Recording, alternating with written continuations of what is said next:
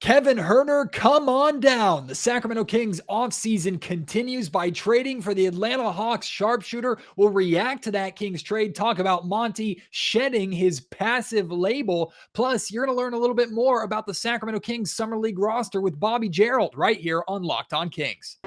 You are Locked On Kings, your daily Sacramento Kings podcast, part of the Locked On Podcast Network, your team every day. And now, ladies and gentlemen, it is that time for another episode of Locked On Kings. Hello and welcome into Locked On Kings, your podcast home for Sacramento Kings coverage all regular season and, of course, all offseason. My name is Matt George. I have the privilege of being your host here. I'm a sports producer and reporter at ABC 10 News in Sacramento. And we have no time to breathe. We have no time to rest. The Sacramento Kings just keep going and going and going. The NBA offseason just keeps going and going and going. Hell, at this point, the NBA offseason is like a week.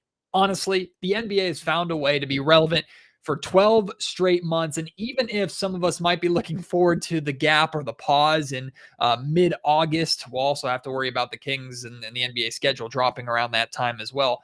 Overall, man, the NBA is just chaotic right now. I'm not sure if you saw at the time of me recording this, Rudy Gobert was just traded to the Minnesota Timberwolves for a ridiculous haul of draft picks. Kevin Durant is still on the trade block. Things are just happening in the NBA right now, and that includes in Sacramento, as the Kings earlier this morning made a trade with the Atlanta Hawks, sending Justin Holiday, Mo Harkless, and a protected 2024 first-round pick to Atlanta for wing shooter Kevin Huerter. If you're not familiar with Kevin Huerter, just a very solid all-around basketball player. He's a player that has killed the Kings in the past. If you watch the Kings and the Hawks play, you might recognize Kevin Huerter's red hair. He has been a torch at times against the Kings in his career, and is just, if you need to know only one thing about Kevin Huerter, just know that he is a very smart off-ball mover and catch and shoot three-point shooter. Just a very solid scorer on the perimeter, which the Sacramento Kings have been looking for. Last season averaged just over 12 points per game, shot 45% from the field, 39% from three-point range, but is an over 40% catch and shoot three-point shooter. I think Brendan Nunez of Kings Pulse tweeted this out, that he shot almost 41% in catch and shoot threes on 4 catch and shoot attempts per game. He fits in perfectly with the Sacramento Kings theoretical offense. He fits in perfectly with a guard like De'Aaron Fox, who's going to attack the basket, a big like Domantas Sabonis, who you're going to run the ball through in the high or low post. Kevin Huerter is going to be able to really poach around the perimeter, find his open spots, and believe me, he will get open looks.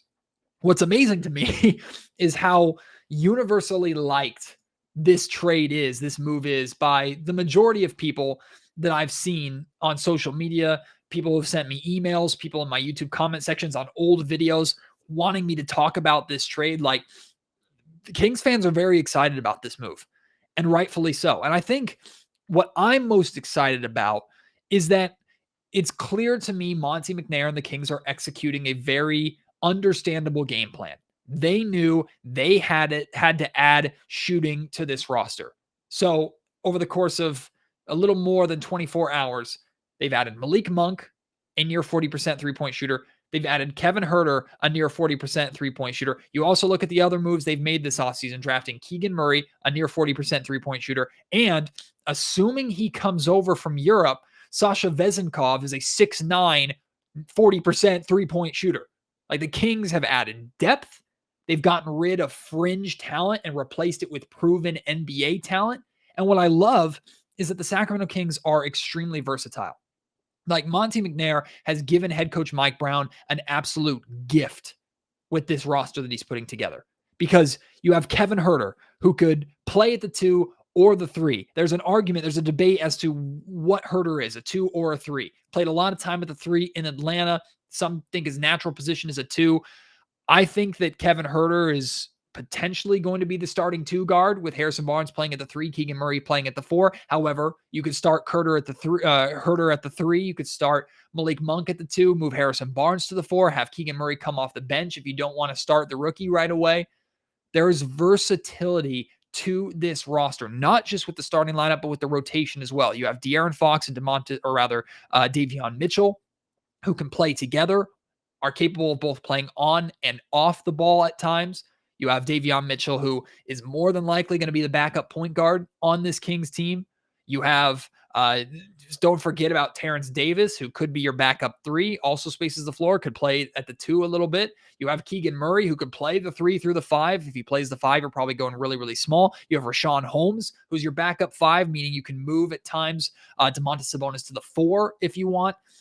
There are a ton of different lineup combinations that make sense that Mike Brown gets to play with. However, what's extremely important in all of what I just said is that even if you have guys that can play different roles and fill different spots depending upon what you need in each game, and that is valuable, roles need to be clearly defined. And what needs to be clear by the end of training camp, even if I do believe there are going to be some significant, legitimate position battles in training camp, I hope that the NBA, or rather the Sacramento Kings, allows Kings media to be in training camp for more than just the final 10 or 15 minutes like usual, because I want to see these position battles. I want to see what Kevin Huerter and Malik Monk, if there is truly a battle for that 2 guard spot, maybe Terrence Davis and Davion Mitchell are also involved in that battle. What does that look like? But no matter what, by the end of training camp, a starting 5, a clear starting 5 needs to be defined.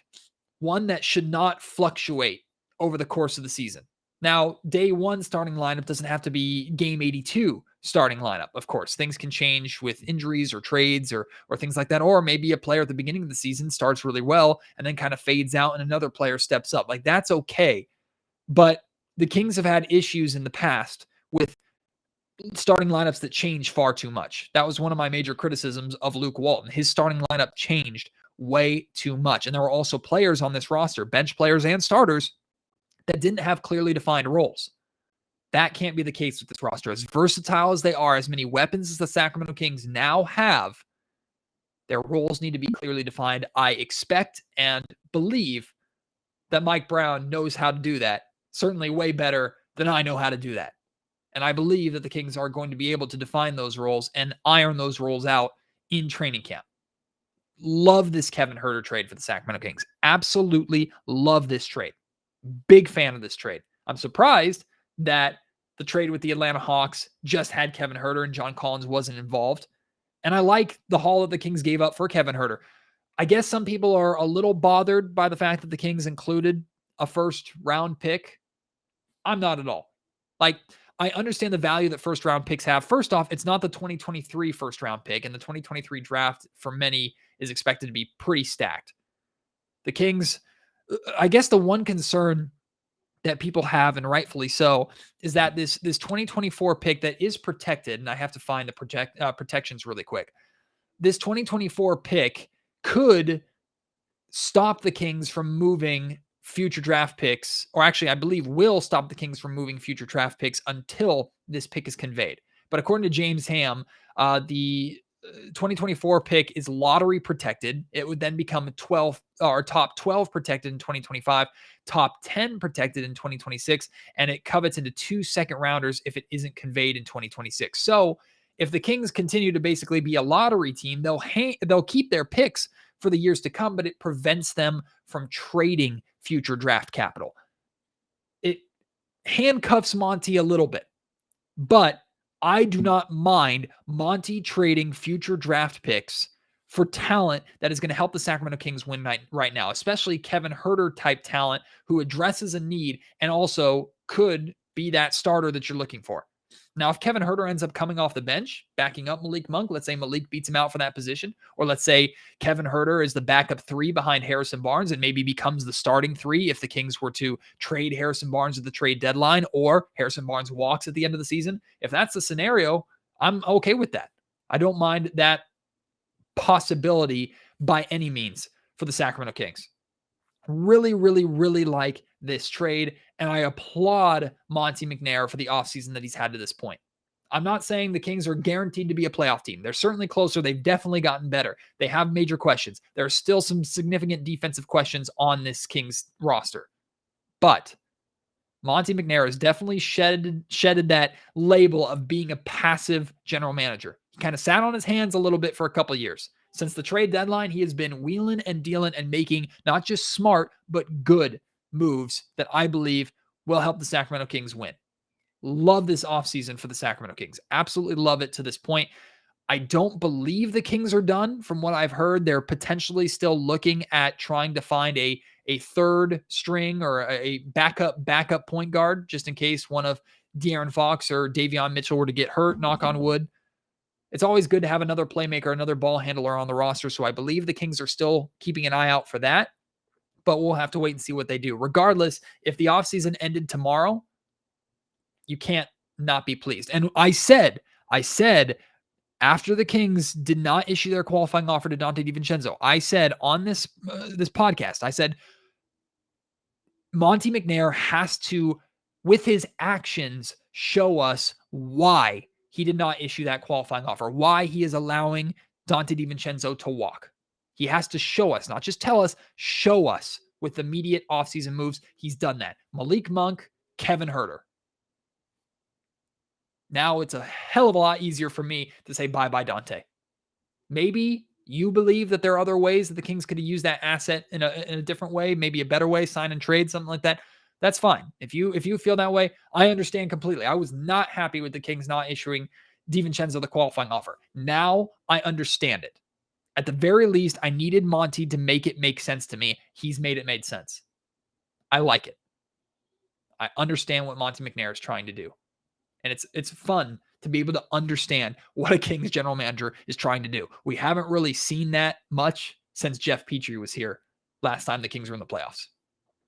Let me know what your thoughts are on this offseason for the Kings, this Kevin Huerter trade. You can reach me on Twitter at MattGeorgeSack. Email me, mattgeorgesports@gmail.com. Leave your thoughts in the YouTube comment section down below. And coming up next, I'm joined once again by Bobby Gerould, the son of Kings radio broadcaster Gary Gerould. Also does a phenomenal job just covering the NBA, not just at the NBA level, but covers the G League, covers the Summer League. He loves basketball and always fills us in on information about some of the names that we don't know much about. So he's going to tell us more about the Sacramento Kings G League roster. That's coming up after I tell you about a great sponsor here of Locked On Kings, Bet Online, your number one source for all your betting needs and sports information. You can find all the latest sports developments, league reviews, and news, including Major League Baseball going on right now. But it's not just that. There are so many NBA bets going on right now. You can bet where you think Kevin Durant and Kyrie Irving are going to end up.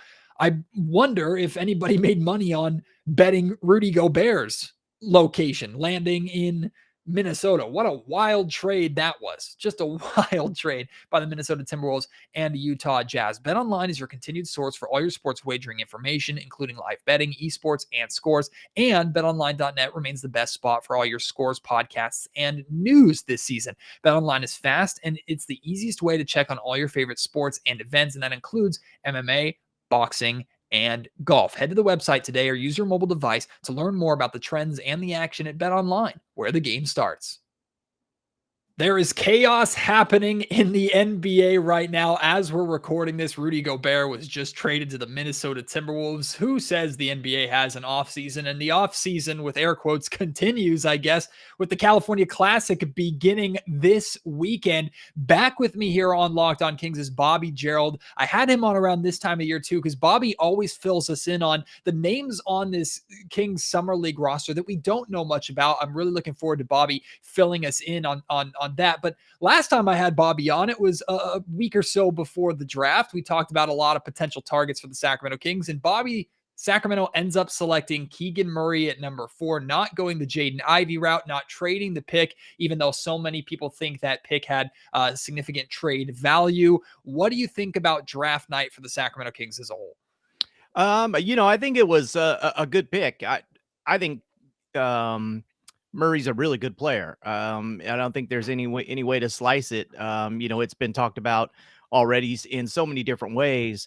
How he's maybe not the most exciting guy. I think Jay Billis said you're probably not going to catch him on too many Instagram highlights as far as the high flying dunks and stuff like that.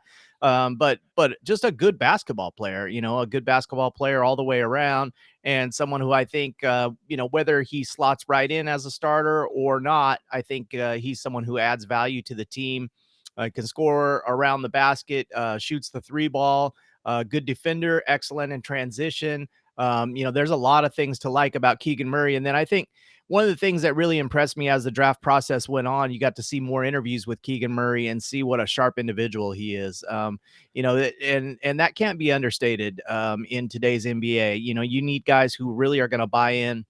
You need guys who are going to, really study the scouting report, know tendencies, know when to go over screens, when to go under screens. And I think Keegan Murray's going to bring a lot of that to the table. Obviously, he'll be a rookie, so he's going to have a learning curve. And I think in today's age of now, I want it now. I think there'll be some people who maybe will be expecting him to be some sort of franchise changing talent. I'm not sure about that, but I think he's a really, really good player. And you'll probably, just like any other rookie, have to give him a little bit of time to get adjusted. But once he does, I think he's a really solid piece. So good job.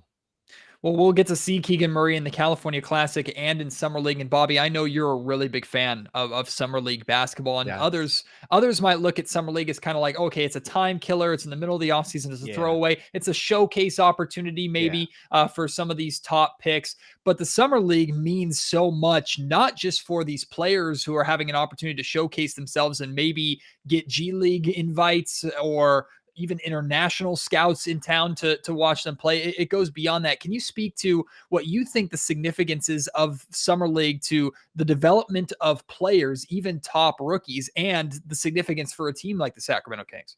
Well, I think we start off right away. A lot of people say, and I echo those sentiments that I've heard before too, that Summer League's a waste of time, or it's this and that. And I just couldn't disagree any more strongly. I think there's only so many opportunities for young players to play in front of a huge crowd, to play on national television.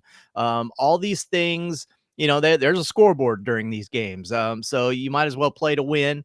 And I've been to enough of them and seen over the years different players emerge that can carry momentum from a good Summer League stint onto the season. Sometimes it takes guys a little bit longer, as we just kind of talked about. Maybe Keegan Murray could be one of those guys. He might come out and be the rookie of the year. We never know, but he could be a guy who could really use some time in the Summer League. And you've seen over the years different guys that go undrafted that'll come in and have a good performance. Tyler Johnson comes to mind a few years back, was really strong in a Summer League and caught my eye. And I thought, man, what the heck? Why isn't this guy in the NBA? There are other guys that get forgotten about, maybe that were drafted a couple years ago and they go play overseas somewhere and they haven't had NBA scouts' eyes on them. And they come back in the Summer League and you get a look at them and you say, wow. Antonio Blakeney comes to mind in that regard. So there are different stories across the board. It might not be earth-shattering as far as what it does for NBA championship and NBA playoff basketball, but I definitely think it serves a purpose. And it's also a great opportunity, I think, for just team bonding, team building, for coaches to get a feel for the players, and for some of the young coaches in the league to have a chance to be head coaches. I had the opportunity to go to attend one of the Kings Summer League practices, and it was a very different opportunity than normal practice coverage, because normally they bring us in at the final 15 minutes or so of practice when it's just kind of shoot arounds or scrimmages, nothing majorly tactical or anything like that. They brought us in at the beginning of practice, and we stood there and sat there for 2 hours and watched the Kings Summer League practice team, or just watched how they work. And a number of things jumped off the page to me, Bobby. But the first thing that jumped off the page to me, and this is kind of reflected in the roster too, when you run through the roster, this Summer League squad is very wing heavy. Very wing heavy. And I saw that. I mean, it speaks to, look, the Sacramento Kings know that their wing depth is a need. These young men have to view this as an opportunity for them to potentially break through. And if nothing else, maybe earn a spot on the G League roster, and that could turn into a two-way contract. And as we've seen in recent years with guys like Damian Jones and Chimezie Metu, a two-way contract can turn into a full contract. Damian Jones just got paid by the Los Angeles Lakers here. Yes. So, and another thing that stood out to me, Bobby, was it was cool to see a room of young men who are all playing with a chip on their shoulder and something to prove. They all are giving 110%, even in practice. And that just inspires me as someone who loves the game of basketball. Mhm. Not that you watch an NBA practice and guys are like taking it easy or taking plays off, but you could just see the energy and hustle and intensity that they play with. Bobby, I don't know necessarily where I'm going with this. I just more wanted to share those observations with you. But when you look at this California Classic roster that the Kings have put together, what jumps off the page to you?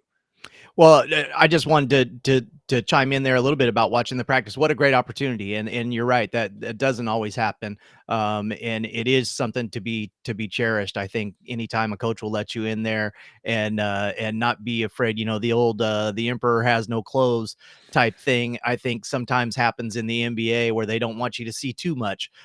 So I think that's really cool that you got an opportunity to watch those guys. What'd you think of Keon Ellis? I don't want to shift gears too much, but he was someone I really liked in college. One of my favorite defenders, probably on the wing. I'm so glad you asked about that, because I was going to ask you about him. Okay. I paid very close attention to him because I had, I think last week, the weeks just blend together. I had a writer, a beat writer who covers Alabama basketball on to talk about Keon Ellis. And one of the things that he told me was he was surprised that Keon wasn't drafted. And we discussed the possibility of, the same way that there's opportunity here in Sacramento, you wonder if, and it's not too conspiracy theory, but you genuinely wonder if like maybe Keon's agent and Keon talked about like, hey, we don't want to be drafted. We want to choose where we go. And the Sacramento Kings make a lot of sense because the Kings could desperately use a 3-and-D guy like Keon. And we saw that on display in practice. I don't think I saw him miss a shot from the perimeter. We saw his athleticism attacking the basket. The Kings were running a ton in transition. Keon looked like he was playing with Keegan. He was playing with Namias Queta. He was playing with that, what we believe is starting unit. So I think he's going to have a big role in summer league as well for this team. I'm very excited to watch this young man. Yeah, I like I said, I was just a big fan of his. He stuck out in the college game as kind of maybe a little bit more than a glue guy, but one of those guys that just in today's vernacular, we like to call him a connector. Someone who just helps make his teammates better, who gives 100% effort on defense. So I definitely had him rated as someone who was in my top 60 who should have been drafted. So I'm high on Keon Ellis. I think that was a good pick. A little bit curious what they did there with the 37th pick. Yeah. Kennedy Chandler was the guy that I would have taken right there. I think Jaden Hardy was the guy who got selected in that spot. And so, time will tell. We'll see. The later pick, though, I'm going to reverse course of my initial reaction, which was, oh no, what are they doing? To now that I've really watched some Sasha Vezenkov tape, I think he can really, I think he could be a help if he comes over. I'm hoping actually that he does come over. I think, a 6'9", 225 guy that can really shoot 39% from three, 82% from the free throw line, was a plus defender on his EuroLeague team. So, I think there's a guy, he's a little bit older. I think he's 27 or 28 now, or maybe will be 28 when the season starts. But I thought they did well in that regard too. So, I'm pretty bullish actually overall on what the Kings have done here in the offseason as far as the draft pick of Keegan Murray, the addition of Malik Monk, and now, Kevin Huerter. Maybe I'm not quite as crazy as everyone else is on Kevin Huerter, but I like him. And he's a shooter, and I think even if he doesn't start, he'd be a top tier reserve in the NBA for sure. Whether or not I see some people are kind of in the mix of, is he a 2? Is he a 3? It probably doesn't matter in this day and age in the NBA anymore, really. I mean, a wing is a wing, 2s and 3s. If you can guard 2 guards, that'll be the main thing. I probably see him a little bit more as a 3 myself, but nevertheless, I think they did a good job. So, and we'll see. Who else stood out to you there at practice? Was Sean McDermott making shots? Yeah, Sean McDermott was making shots. I actually wanted to talk to you about. He's not a new face. Neemias Queta. He was Uh-huh. on the team last year when they won the Summer League championship and a Yep. two-way player. He looked a step faster to Oh, me. good. Like he just looked quicker. He looked more comfortable. We got this chance to speak with him afterwards, and he talked about how the game was slowing down for him a little bit and how he was just understanding how he can make more an effect. Because I look at Queta, his size, like that's the first thing that jumps off the page to you when you see him in person. It's like this is a massive human Yes, being, he is. Yeah. and he's athletic. He blocks shots. He protects the rim. He rebounds the basketball. Like he does a lot of what the Sacramento Kings main roster can provide. I actually asked him about that, and one of the things he said was like, "Yeah, I recognize that opportunity. I'm figuring out more how to maximize my opportunities when I get them." So I'm actually expecting some pretty big things out of Queta in summer league. A good showcase of his ability because he was getting up and down the floor really well. I think he's going to have to score, based on the roster that I'm looking at right now for the Kings for summer league. You're going to have to really depend on Murray and Queta, I think, to provide the scoring punch. Keon Ellis is one of those guys, like I said, a little bit more of a glue type guy. I'm not looking for him probably to have great offensive numbers. I think McDermott can shoot it. DJ Stewart is, a guy who has some potential. Matt Coleman, we've seen what Matt Coleman can do in the past. And Ade Murkey, I think, is someone who is kind of that wild card guy that can definitely provide some offense, whether or not he comes off the bench or not for the Kings, remains to be seen. But overall, looking at it, I really think they're going to be challenged. Maybe not so much because the roster's bad, but just because the Warriors roster is stacked. The Miami Heat roster is stacked. The Lakers probably not as stacked, but nevertheless, they do have a bunch of their G League guys on their summer team. So just looking at it from the California Classic standpoint, I think it's going to be a big challenge for Sacramento based on what I see. And the scoring is definitely going to have to come from the front court. You asked me about Sean McDermott. Definitely noticed his shot creation, and I think the Kings are going to, at least the Summer League team is going to rely heavily on him for some scoring. I think he's probably going to be playing with the second unit. If I'm Okay. basing it off of what I saw in Sure. practice, I think McDermott was mainly with that second unit. A player that was definitely with the second unit, but he just wowed me with his athleticism and his shooting ability was Alex O'Connell. Getting to see him play in person, the leaping ability that he has was really impressive to me too. Both with McDermott and O'Connell, what do you know about what they can provide the Sacramento Kings? Well, I know Alex O'Connell. He was a Duke guy. He didn't get a ton of run with that team, so maybe not someone that is going to jump off the map to a lot of different people. But a 6'6" guard who I think he's a solid player. I think he'll have a chance, to make some noise in the summer league. Not sure if he's going to be an NBA guy. Ended up transferring to Creighton, after playing at Duke for a while. Played his senior season at Creighton and averaged 3.4 points and 2.2 rebounds. So, I think you got to be realistic about some of these guys' chances. They're summer league guys for a reason. So, we'll see what happens there. That Jared Rhoden was someone, if he can make shots, he's someone who probably has a chance to do a little something. Played pretty well in the G League Elite scrimmages earlier this, I guess, late spring, early summer, that led up to the NBA Combine. So he's someone maybe to keep an eye on. And then who else did you ask me about there? Also, I think it was also Sean McDermott. Just what you think about his ability.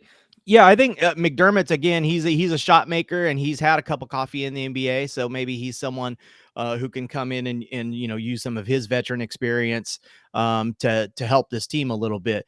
But like I say, I think just looking at it, I think they're going to be really challenged to score in the backcourt, and it'll be interesting to see if this is the team that carries on to Vegas. I don't know if you remember last year, the California Classic team was kind of lackluster. And then it was like, well, we're going to throw Chimezie Metu onto the team. And then all of a sudden it was like, wow, this team's a lot better with Chimezie Metu on it than it was in the California Classic. So and then they go on to win in Vegas. So,